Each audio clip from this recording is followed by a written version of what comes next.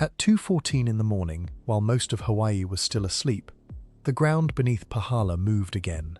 Magnitude 4.6. Depth 33 kilometers, 21 miles below sea level. 169 people filed felt reports with the USGS within the first hour. By sunrise, 5 separate earthquakes had struck the same zone. The Hawaiian Volcano Observatory issued a statement before 3 a.m. Routine language. Measured. Reassuring. This earthquake is part of the seismic swarm under the Pāhala area, which has been going on since 2019. No apparent impact on either Mauna Loa or Kīlauea. That statement is accurate. It is also, in a very specific and important way, not the point. Because these earthquakes are not happening under the volcanoes. Before we get into it, if you find value in what we do here at Spatium HQ, hit like and subscribe so you don't miss a single update. We are on every night, watching what the planet is doing. Drop a comment below and tell me where you're watching from. I want to know. Now, let's get into it. Part 1. The Event 5. Earthquakes before sunrise. That is where this starts. Not with one event, not with a dramatic spike on a single seismograph, but with 5 separate earthquakes striking the same location in the hours before dawn on June 17, 2026. The largest of them hit at 2:14 a.m. Hawaii Standard Time, magnitude 4.6. The ground shook across the entire island of Hawaii. People in Hilo felt it. People on Maui felt it. 169 felt reports reached the USGS Did You Feel It system within 60 minutes of the event, which tells you something important about the reach of what happened, because the people filing those reports were not in Pāhala. They were island-wide. The USGS Hawaiian Volcano Observatory had an information statement published before most residents were awake. And the language in that statement is worth reading carefully, because it tells you what the agency is watching and what it is not saying. This earthquake is part of the seismic swarm under the Pāhala area, which has been going on since 2019. Since 2019, 7 years of continuous seismic activity beneath a small town on the Big Island's south coast. 7 years in which the USGS has issued versions of this same statement. The local news has covered the larger events, and then the news cycle has moved on. The swarm is normal. The swarm is expected. The swarm is not news. Except that is not quite the full picture. The swarm did not begin in 2019. It began intensifying in 2019. The deeper record goes back to at least 2015. And that is when the number that actually matters enters this story. Because between 2015 and the present, the rate of earthquakes in the Pāhala zone has increased by a factor of 70. 70 times more earthquakes per year than the baseline that existed before 2015. Not a modest uptick, not a gradual trend. A 70-fold increase in seismic activity in a zone that nobody was paying close attention to, because the earthquakes were small and because the volcanoes above them appeared unaffected. And then 2018 happened. Kīlauea's Lower Puna eruption. The summit collapse of Halemaumau. 200 billion gallons of lava piped out of the East Rift Zone in a matter of weeks. One of the most significant volcanic events in Hawaii's modern history. And immediately after it, the Pāhala swarm surged again. Scientists studying the deep seismic record have noted the correlation directly. Eruptions and intrusions at Kīlauea cause pressure gradients to propagate rapidly through the deep system below Pāhala, triggering new injections of magma into the sill complex beneath it. The swarm is responding to what the volcano does, in real time. Now here is the detail that changes the framing of everything else in this story. The June 17th earthquakes, the 5 events, the M4.6, the 169 felt reports, the 3 a.m. USGS statement. They occurred at a depth of 33 kilometers, 21 miles below sea level. That is not the crust. Kīlauea's shallow volcanic earthquakes, the ones near the summit and the rift zones, sit at 1 to 5 kilometers depth. The aftershock sequences from flank events sit at 6 to 10 kilometers. 33 kilometers is the upper mantle. These are not volcanic earthquakes in the conventional sense. They are mantle earthquakes, the sound the deep plumbing makes when magma is moving through it. The magnitude is not the anomaly. A 4. 6 will rattle dishes and wake people up. It will not cause structural damage. It will not trigger an eruption. It will not generate a tsunami. The depth is the anomaly. And to understand what is happening 33 kilometers beneath Pāhala right now, you need to know what a team of scientists found when they went looking, and why the lead researcher stopped, stared at his computer screen, and said something that is not a phrase you typically hear from a geophysicist. Part 2. The Connector. In December 2022, a paper was published in the journal Science that changed what geologists understood about the deep interior of the Hawaiian volcanic system. The research team, led by John Wilding at Caltech, had done something that had never been done before. They took 5 years of seismic data from beneath the island of Hawaii, recorded between 2019 and 2022, and they ran it through deep learning algorithms designed to find earthquakes that standard detection methods had missed. What they found was not a modest refinement of the existing picture. It was a fundamentally different picture. Nearly 200,000 earthquakes, an order of magnitude more events than the catalogue that existed before their analysis. And when they plotted those 200,000 earthquakes in 3 dimensions, the structure they revealed was something nobody had fully seen. The lead researcher looked at it on his screen and said, it was kind of just like, oh my God, what are we looking at? What they were looking at was the Pāhala Sill complex. A sill, in volcanology, is a flat intrusion, magma that has forced its way horizontally between existing rock layers rather than punching upward toward the surface. The Pāhala Sill complex is not one sill. It is a stacked network of them, layered in the upper mantle at depths of roughly 25 to 37 kilometers beneath the Pāhala district on the Big Island's south coast. These are not empty cavities. They are zones where magma from the Hawaiian hotspot has intruded and spread as molten sheets through weak planes in the mantle rock. The researcher who mapped them described the complex as the gateway into the system, the point where magma originating from deep in the Earth's mantle first organizes itself into horizontal transport pathways before ascending toward the 2 volcanoes above it. Both volcanoes, Kīlauea and Mauna Loa, simultaneously. The seismicity bands connecting the Pāhala Sill complex to Kīlauea's transport structure and to Mauna Loa's edifice are continuous. They are not separate pipelines feeding separate systems.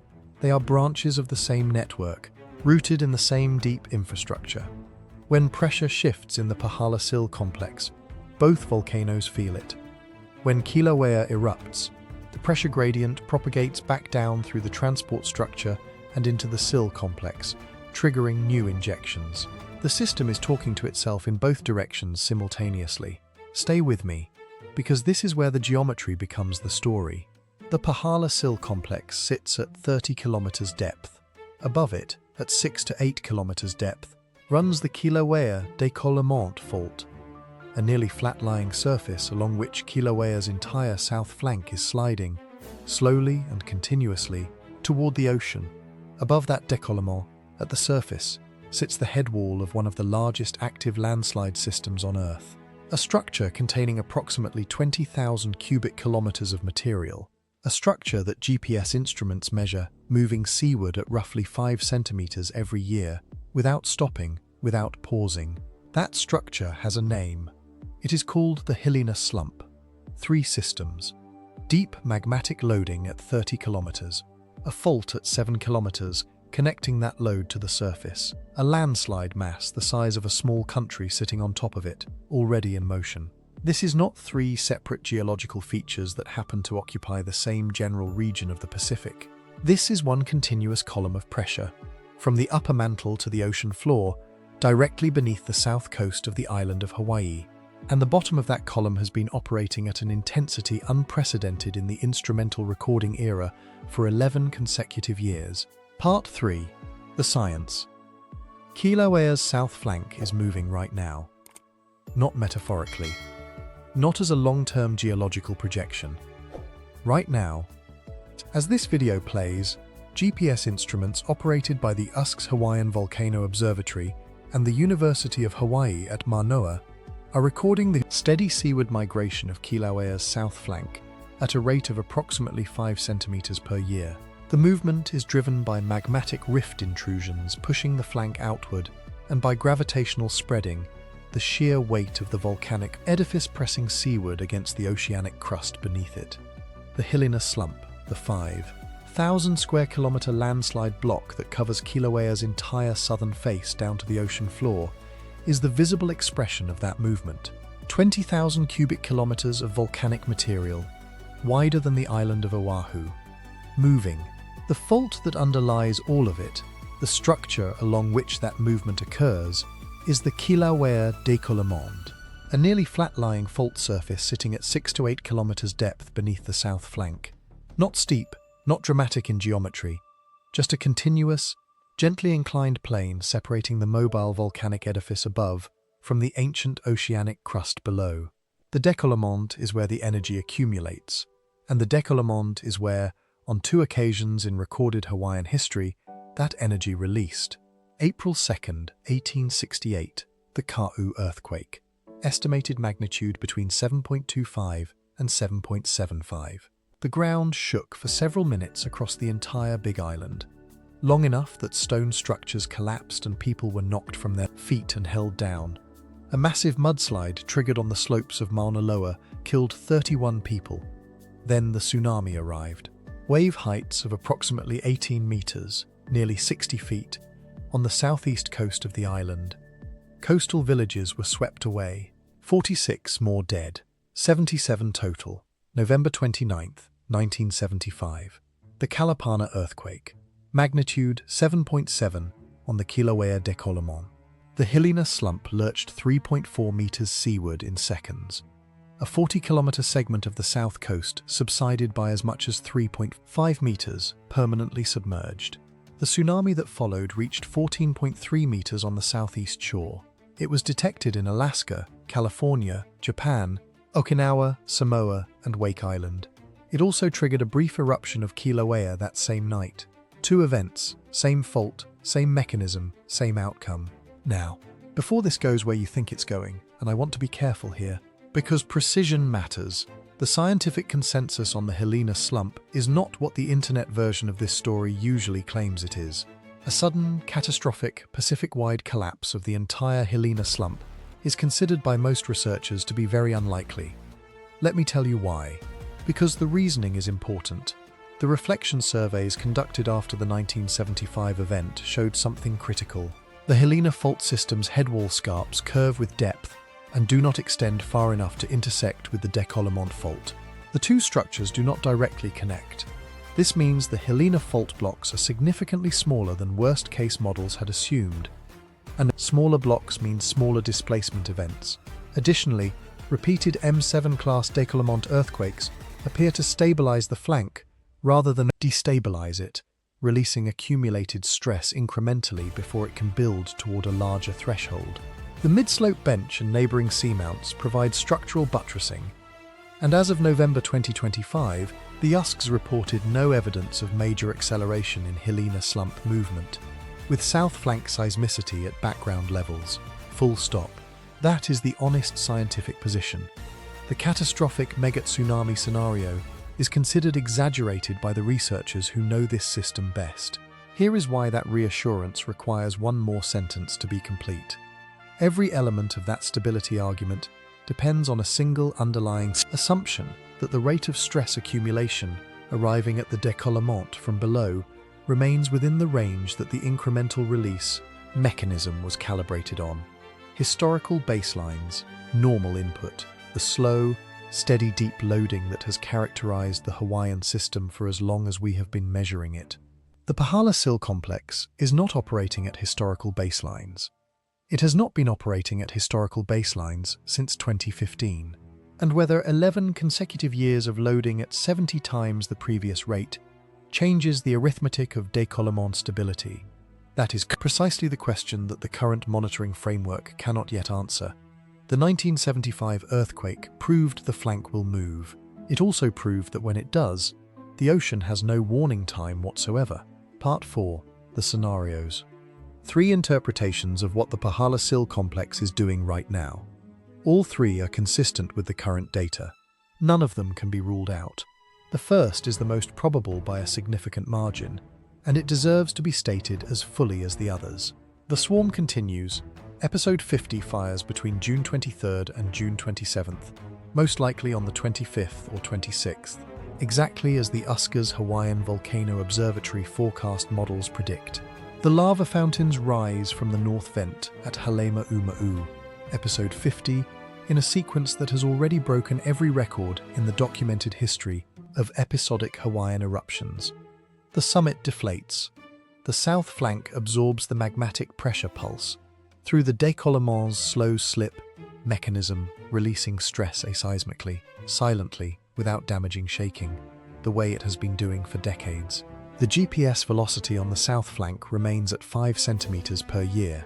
The Pāhala swarm continues generating its background catalogue of M2 and M3 events. Scientists keep monitoring. The public goes about their lives. This is the baseline. This is what the system does most of the time. And there is no data in hand today that requires departing from it. The second scenario requires a longer time frame and a moderate escalation. The intensification of the Pāhala sill complex since 2019 represents 11 years of elevated loading arriving at the décollement from below. That loading does not necessarily remain absorbed indefinitely by slow slip. On May 22nd of this year, a magnitude 6.7 earthquake struck 12 kilometers south of Honanaunapō'opō, the strongest earthquake in Hawaii since 2021. The USGS attributed it to stress from the bending of the oceanic plate under the weight of the island chain, not to décollement slip. That distinction matters scientifically.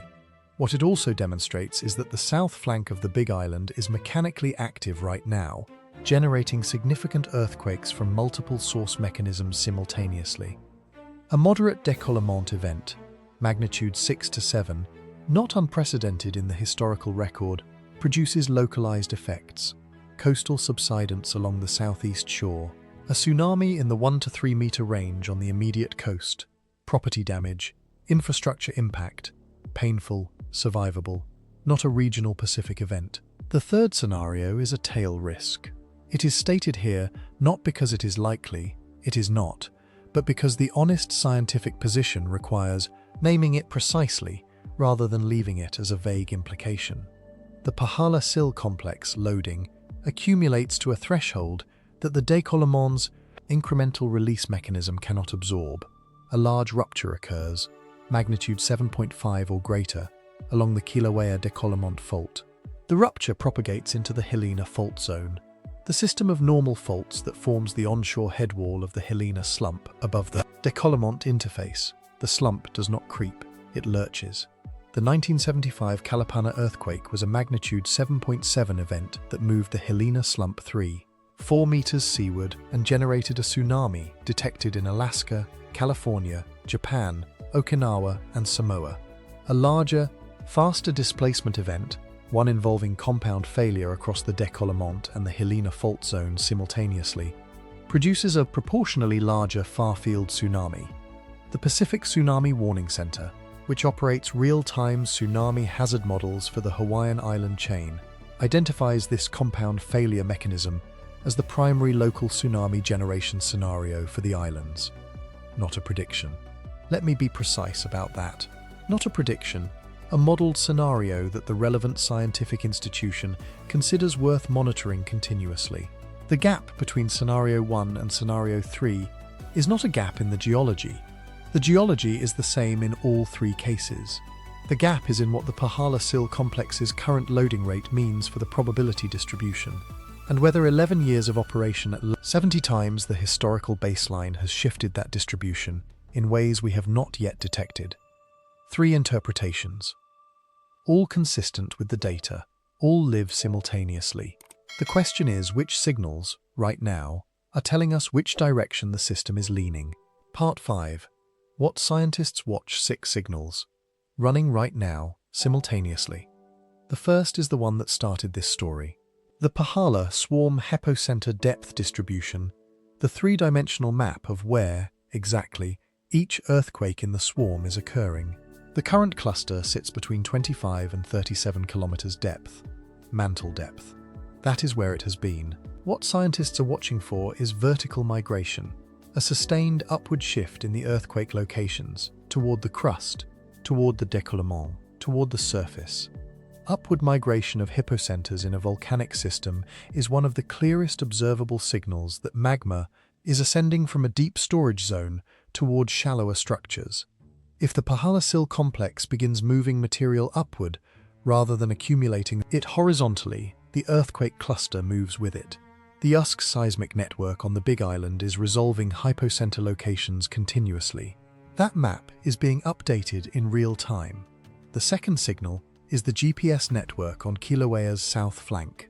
The instruments, operated jointly by HVO and the University of Hawaii at Mauna Loa, are recording the 5 centimeters per year baseline seaward velocity right now. That number has been stable. Stable is what scientists want to see. What they are watching for is acceleration. A sustained increase above the 5 centimeter baseline, a sudden jump in the rate of seaward motion, would indicate that stress on the décollement is accumulating faster than the slow slip mechanism is releasing it. It would be the first geodetic warning that the fault's behavior is changing. Those GPS instruments are running every second of every day. The third signal is the slow slip events themselves. The Kīlauea décollement produces periodic aseismic releases, slow earthquakes that take days to complete instead of seconds, producing no damaging shaking but measurably relieving stress on the fault. HVO has been documenting these events for years. They are, in the agency's own description, something scientists actively look forward to, evidence that the system is venting.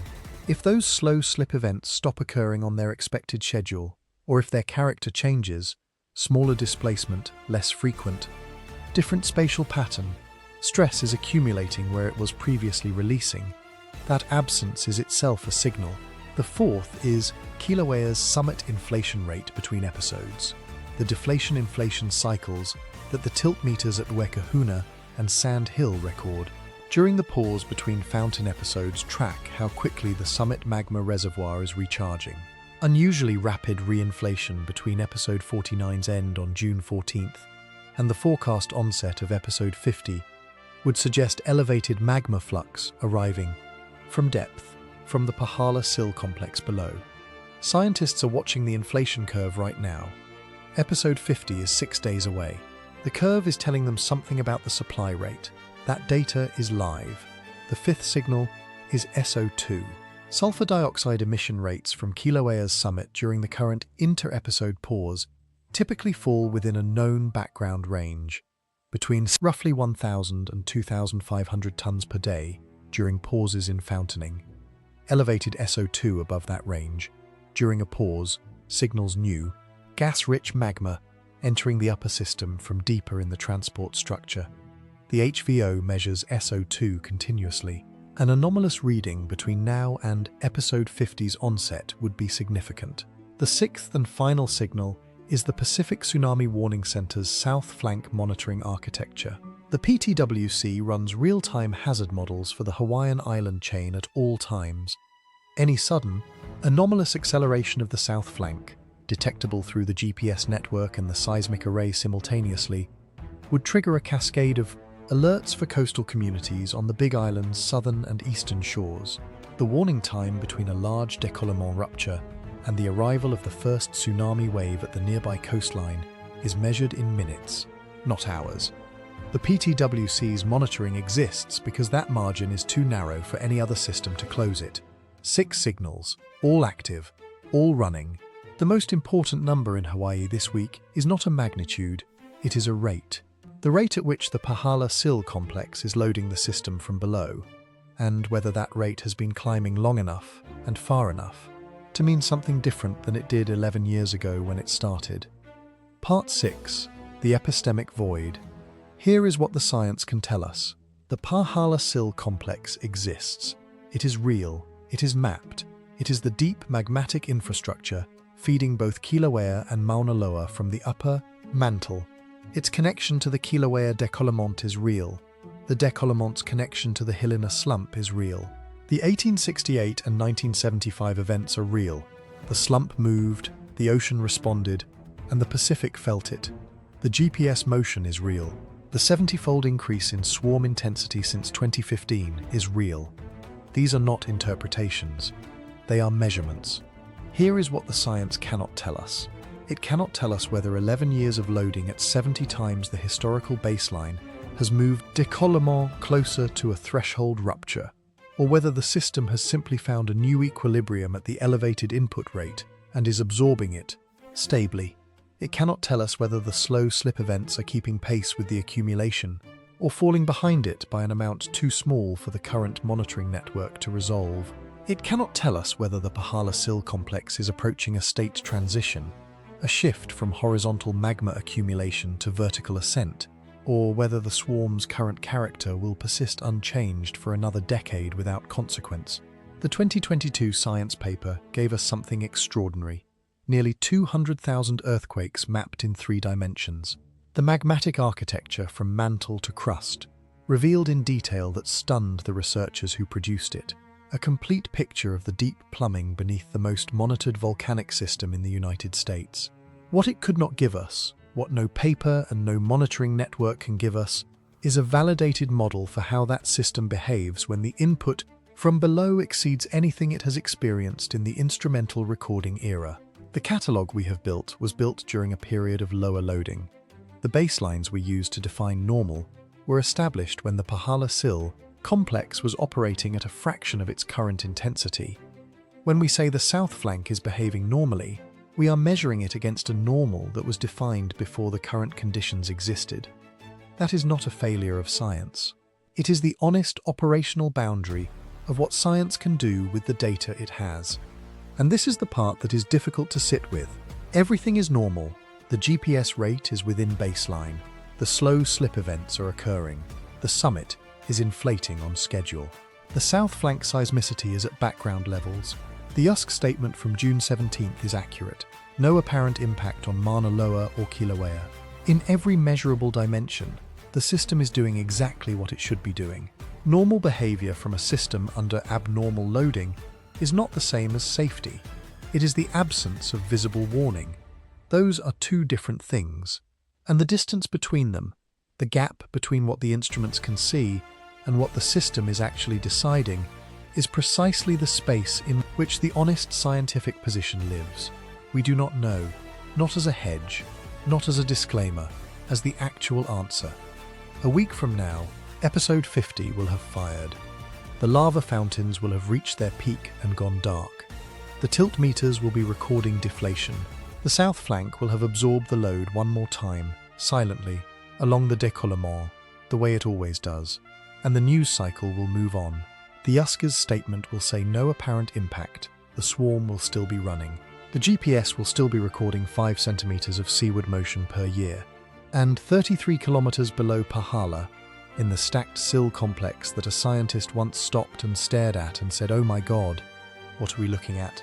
The pressure will still be building, still deep, still connected to the Kīlauea décollement above it and the Hilina slump above that, still feeding the volcanoes that the world is watching for lava fountains and spectacle, still deciding, we will be watching, we will be back tomorrow night with whatever the next 24 hours brings. The swarm is still running. The south flank is still moving, and 33 kilometers below a small town on the southern coast of the Big Island, the Pāhala sill complex is still doing what it has been doing since 2015, loading the system from below, quietly, without apparent urgency, without visible warning. When the data changes, we will be here. Until then, take care of yourselves, take care of the people you love, and pay attention to the world that is moving underneath you.